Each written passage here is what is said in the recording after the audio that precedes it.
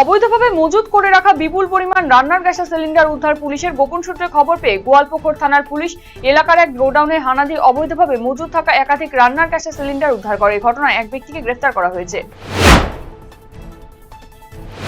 দীর্ঘ প্রায় 1 মাস জেল হেফাজতে থাকার পর অবশেষে সবকটি মামলায় জামিন পেলেন চোপড়া ব্লক তৃণমূল কংগ্রেসের সহসভাপতি জিয়াউল হক।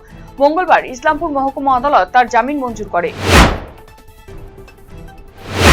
গত 24 জুলাই কলকাতায় বাম ছাত্র সংগঠনের ডাকা একটি মিছিলে অভিনেত্রী শ্রীলেখা মিত্রর প্রধানমন্ত্রী নরেন্দ্র মোদীকে নিয়ে করা মন্তব্য এবং প্রদর্শিত একটি কার্টুনের প্রতিবাদ জানিয়ে বুধবার বিজেপির পক্ষ থেকে অভিযোগ দায়ের করা হলো মালদার চাঁচল থানায়। জাতীয় স্বার্থবিরোধী কর্মকাণ্ডের বিরুদ্ধে কঠোর আইনি ব্যবস্থা গ্রহণের দাবি জানানো হয়েছে সংগঠনের তরফে। বিজেপি 4 নম্বর মণ্ডলের সাধারণ সম্পাদক মনোজ সরকার, মণ্ডল সভাপতি মৃগাঙ্গ দাস সহ অন্যান্যরা উপস্থিত ছিলেন এদিন।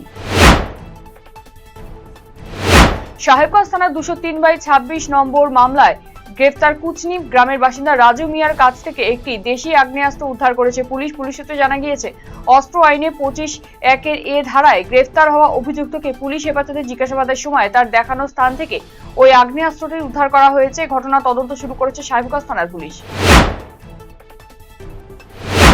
এক ব্যবসায়ীর বাড়িতে দুঃসাহসিক চুরির ঘটনায় চাঞ্চল্য ছড়ালো উত্তর দিনাজপুর জেলার ইসলামপুরের দুর্গানগর এলাকার বাসিন্দা সন্তোষ কর্মকার তার পরিবার সমেত দিল্লিতে গিয়েছিল। এক পরিচিত বাড়িতে থাকবার জন্য রেখে গিয়েছিল। বুধবার সকালে বাড়ি ফিরে দেখে দরজার তালা ভাঙা। এরপরেই চুরির বিষয়টি টের পান তারা।